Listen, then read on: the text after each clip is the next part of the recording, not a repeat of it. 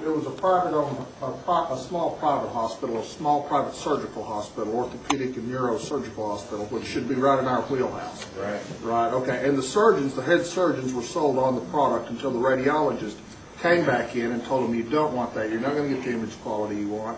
You need to go with a known company like Philips, and they have this 1.0 that's going to allow us to do studies that we can't do on the upright.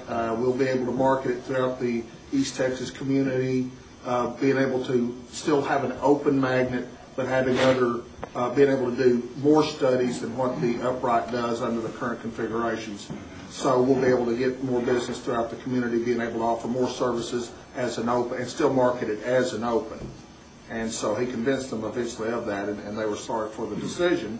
But that was one we really thought we were going to close, because the surgeons who owned the hospital were so sold on the technology until the radiologist came back in as the imaging expert in the area that they relied on, and eventually said, we're going to rely on his judgment. We're going to go with what he wants to go with. And then, true, the administrator may have had some dealings with Phillips that we questioned. Were you at that appointment?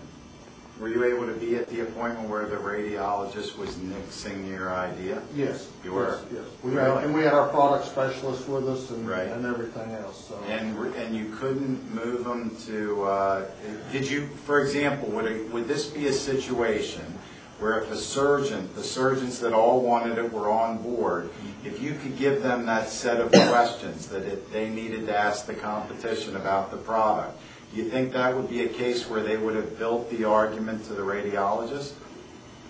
No, the surgeons didn't want to take the responsibility to make the decision.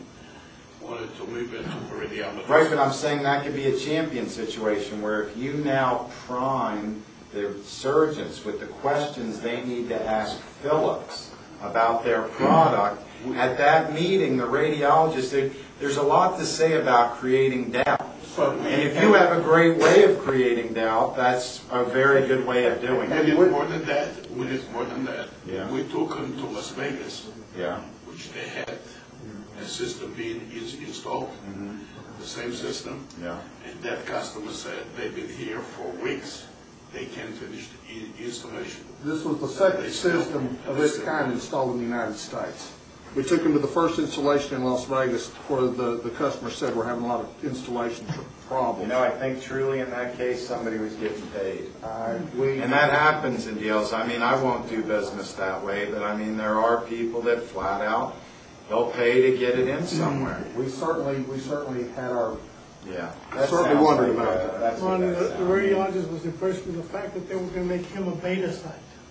Whatever it is, I mean, guys work off that ego, but that really sounds like somebody must have been getting a kickback off of something. And that had enough control to make a difference in the decision.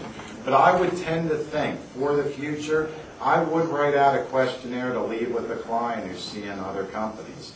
Because I think once they see the other companies squirm, it's going to reduce the credibility of those other products. Why not, if they're, and this was what we were talking about, the educational CD, why not fight them head-to-head where we know we'll definitely win? So put that out in front of the decision makers. This is the way you need to look. Now, if they give you questions to ask us, we're more than fine with answering anything you need to know.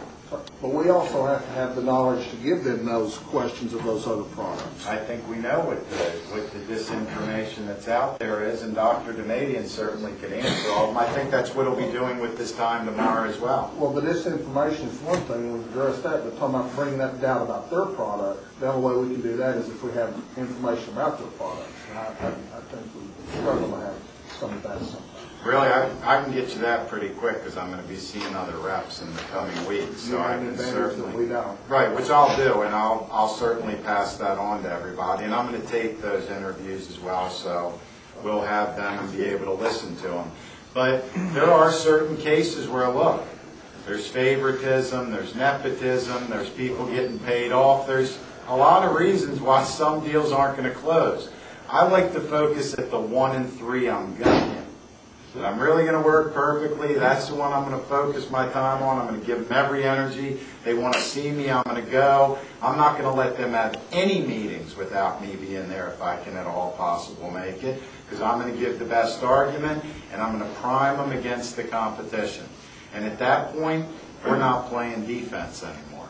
Let the big guys, because I tell you what, the people I have met from there, I'm not impressed with. Like you were saying, their reps are turning over all the time. They come and go. I wasn't impressed. I could have read the stuff off a literature sheet as well. So there's a lot of places that you can build a question that can definitely play to our advantage. The one big thing is, and I would keep asking questions of the doctors and of the radiologists as well. And that now that you have the UCLA study, you'll have a big advantage. That's going to make a huge difference. And we've just gotten that. Right. We got that at the end of November, early December. So we're handing that out, talking about that to everyone we can. And then the doctor tomorrow is going to explain specifically how to use it part by part by part, because each part has its own specifics. That now makes it not one story, but I know at least 2 of them in there that we had talked about. But there's 4 stories there with the explanation. Look, the bottom line is this. No matter who you ask about anything, nobody can be up to date on everything. Even in their own field, you'd be reading forever. There's no way to keep up. So we should assume that, frankly, this radiologist either was completely not educated correctly and things happened that he wasn't given the information correctly, or somebody was protecting their turf with cash. And I'm sure in this industry it goes on. Without a question, there's Well, I think the one thing I would add, and